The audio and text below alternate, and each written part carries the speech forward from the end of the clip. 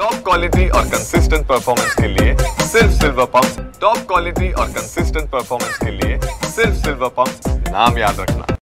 2-2.5 महिने झाले त्यांचा संवाद नाही अजित दादांशी।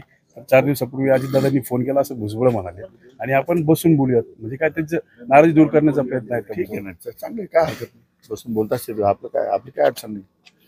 त्यांचं आपसात बोलणं झालं असेल, चांगलं आहे, झालं की नाही झालं मला सांगता येणार नाही, कारण मी काय त्या संपर्कात कुठल्याच याच्यात नाही, मी सध्या दौऱ्यावर जास्त आहे।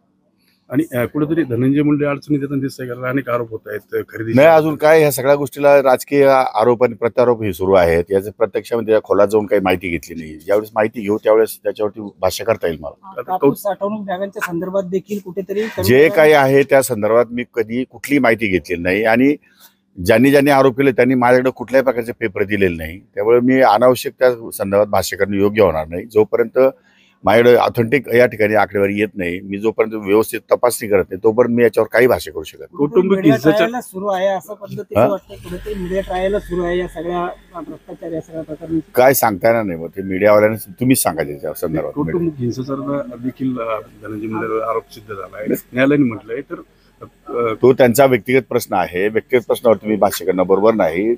न्यायालय काय जो निर्णय घ्यायचा तो घेईल, सरकार काय निर्णय घ्यायचा तो घेईल, मी निर्णय घेण्याच्या प्रक्रियेमध्ये कुठेच नाहीये, त्यामुळे माझा त्याच्याशी कवडीचाही संबंध येत नाही। त्यामुळे अनावश्यक या सगळ्या गोष्टीवरती मला भाष्य करणं काही योग्य वाटत नाही। त्यांच्या राजीनाम्याची मागणी ते करणारच आहे, त्यांचं कामच आहे, त्यांनी कोणाच्या राजीनाम्याची मागणी करतात, त्यांचा विषयच तो आहे विरोधकांचा।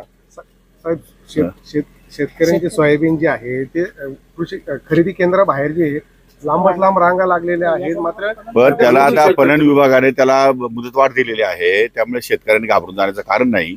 त्या संदर्भामध्ये पणन विभाग त्याला मुदतवाढ देऊन सर्व शेतकऱ्यांचा माल खरेदी करेल आणि माझी जी पणन मंत्र्याशी चर्चा झालेली आहे, तो पणन विभागामध्ये भाग मोडतो, पण पणन मंत्र्याशी माझं बोलणं झालेलं आहे। पणन मंत्र्यांनी सांगितलंय की मी सर्व या ठिकाणी माल जोपर्यंत खरेदी होत नाही तोपर्यंत आपण सेंटर चालू ठेवू।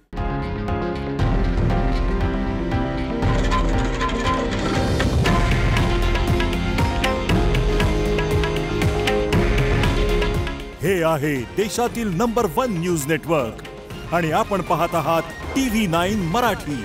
काळजी तुमची, हित महाराष्ट्राचं।